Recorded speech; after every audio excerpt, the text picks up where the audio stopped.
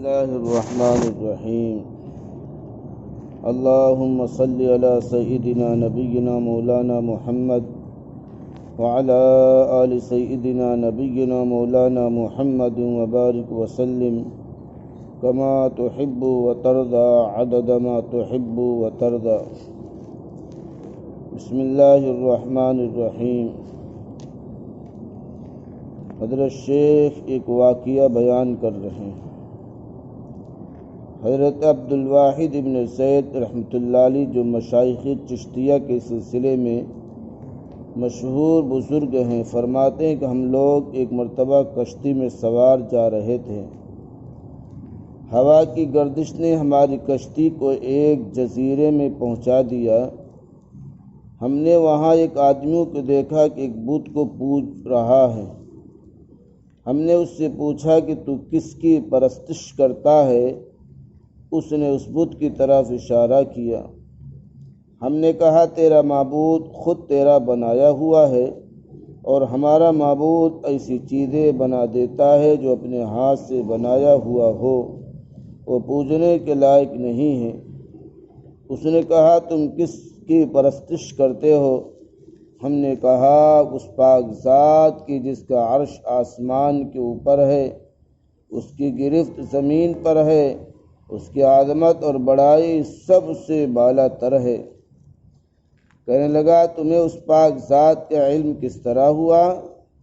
ہم نے کہا اس نے ایک رسول یعنی قاصد ہمارے پاس بھیجا جو بہت کریم اور شریف تھا. اس رسول صلی اللہ علیہ وسلم نے ہمیں یہ سب باتیں بتائیں. اس نے کہا وہ رسول کہاں ہے؟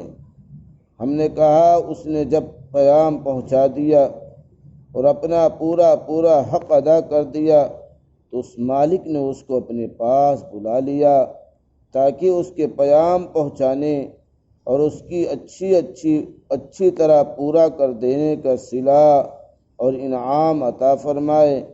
اس نے کہا کہ اس رسول نے تمہارے پاس کوئی علامات چھوڑی ہیں؟ ہم نے کہا اس مالک کی پاک کلام ہمارے پاس چھوڑی ہے. اس نے کہا مجھے وہ کتاب دکھاؤ. ہم نے قرآن پاک لا کر اس کے سامنے رکھا. اس نے کہا میں تو پڑھا ہوا نہیں ہوں، تم اس میں سے مجھے کچھ سناؤ. ہم نے ایک سورت سنائی. وہ سنتے ہوئے روتا رہا. سنتے ہوئے کون؟ جو بت کو پوج رہا تھا. کہاں؟ جزیرے کے اندر. یہاں تک کہ وہ سورت پوری ہو گئی. اس نے کہا اس پاک کلام والے کا حق یہی ہے کہ اس کی نافرمانی نہ کی جائے. کون کہا؟ جو بت کی پوجا کر رہا تھا، پہلی مرتبہ صرف قرآن سننے کی وجہ سے اس کے سمجھ میں آ گیا کہ جس پاک ذات کا یہ کلام ہے اس کی نافرمانی نہ کی جائے.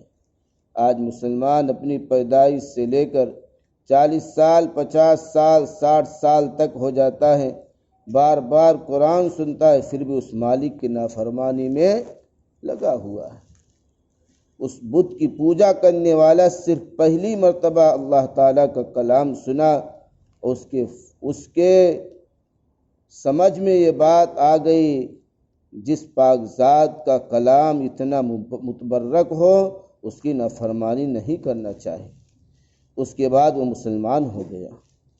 ہم نے اس کو اسلام کے ارکان اور احکام بتائے اور چند صورتیں قرآن پاک کی سکھائی. جب رات ہوئی عشاء کی نماز پڑھ کر ہم سونے لگے. کون؟ جنہوں نے اس کو قرآن پاک پڑھ کے سنایا تھا.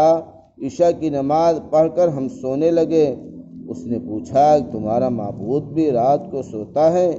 ہم نے کہا وہ پاک ذات حی قیوم ہے، وہ نہ سوتا ہے نہ اس کو اونگ آتی ہے. آیت الکرسی.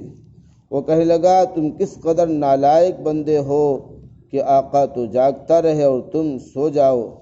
ہمیں اس بات کی بڑی حیرت ہوئی. جب ہم اس جزیرے سے واپس ہونے لگے تو کہنے لگا مجھے بھی اپنے ساتھ ہی لے چلو تاکہ میں دین کی باتیں سیکھوں. ہم نے اپنے ساتھ اس کو لے لیا.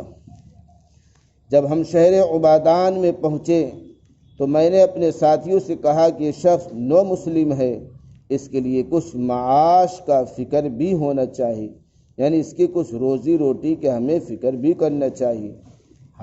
ہم نے کچھ درہم چندہ کیا اور اس کو دینے لگے۔ اس نے پوچھا یہ کیا ہے؟ ہم نے کہا کچھ درہم ہے، ان کو تم اپنے خرچ میں لے آنا۔ کہنے لگا لا الہ الا اللہ، تم لوگوں نے مجھے ایسا راستہ دکھایا جس پر خود تم بھی نہیں چلتے۔ میں ایک جزیرے میں تھا، ایک بت کی پوجا کیا کرتا تھا، خدا پاک کی پرستش بھی نہ کرتا تھا۔ اس نے اس حالت میں بھی مجھے ضائع اور ہلاک نہیں کیا، حالانکہ میں اس کو جانتا بھی نہ تھا۔ بس وہ اس وقت مجھے کیوں کر ضائع کر دے گا جبکہ میں اس کو پہچانتا بھی ہوں، اس کی عبادت بھی کرتا ہوں۔ 3 دن کے بعد ہمیں معلوم ہوا کہ اس کا آخری وقت ہے، موت کے قریب ہیں۔ ہم اس کے پاس گئے، اس سے پوچھا کہ تیری کوئی حاجت ہو تو بتا۔ کہنے لگا میری تمام حاجتیں، میری تمام ضرورتیں اس پاک ذات نے پوری کر دی جس نے تم لوگوں کو جزیرے میں میری ہدایت کے لیے بھیجا تھا۔ شیخ عبدالواحد رحمۃ اللہ علیہ فرماتے ہیں مجھ پر اچانک نیند کا غلبہ ہوا، میں وہیں سو گیا تو میں نے خواب میں دیکھا کہ نہایت سرسبز شاداب باغ ہے، اس میں ایک نہایت نفیس قبہ بنا ہوا ہے، اس میں ایک تخت بچھا ہوا ہے، اس تخت پر ایک نہایت حسین لڑکی، اس جیسی خوبصورت عورت کبھی کسی نے نہ دیکھی ہوگی۔ یہ کہہ رہی ہے خدا کے واسطے اس کو جلدی بھیج دو، اس کی اشتیاق میری بے قراری حد سے بڑھ گئی ہے۔ میری جو آنکھ کھلے تو اس نو مسلم کی روح پرواز کر چکی تھی۔ ہم نے اس کی تجہیز تکفین کی اور دفن کر دیا۔ جب رات ہوئی تو میں نے وہی باغ اور قبہ اور تخت پر وہ لڑکی اس کے پاس دیکھی، وہ آیت شریفہ پڑھ رہی تھی والملائکۃ یدخلون علیہم من کل باب، جس کا ترجمہ یہ ہے اور فرشتے ان کے پاس ہر دروازے سے آتے ہوں گے اور ان کو سلام کرتے ہوں گے، جو ہر قسم کی آفت سے سلامتی کا مزدہ یعنی خوشخبری ہے، اور یہ اس وجہ سے کہ تم نے صبر کیا تھا اور دین پر مضبوط جمے رہے، بس اس جہان میں تمہارا انجام بہت بہتر ہے۔ حق تعالی شانہ کی عطا اور بخشش کے کرشمے ہیں۔ ساری عمر بت پرستی کی اور اس نے اپنے لطف و کرم سے موت کے قریب ان لوگوں کو زبردستی کشتی بے قابو ہو جانے سے وہاں بھیجا اور اس کو آخرت کی دولت سے مالا مال کر دیا۔